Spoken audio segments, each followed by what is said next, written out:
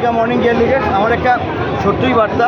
আপনি যার থেকে ভিডিওটা পাবেন সেটা কিন্তু আমাদের খুবই, সেই মানুষটি কিন্তু আমাদের খুবই প্রিয় মানুষ। অরুণ দা আমাদের প্রত্যেককার খুব লাভলি মেম্বার। আমাদের কিন্তু আমাদের সেই জিগরি দোস্ত যেটা বলা হয় সেটা কিন্তু আমার অরুণ দার সাথে সম্পর্ক।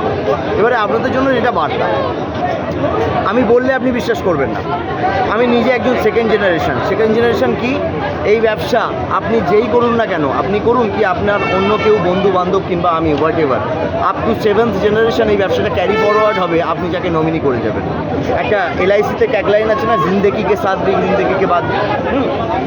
আমি তার জলজান্ত উদাহরণ, বাট আপনি বিশ্বাস করবেন না আমি জানি।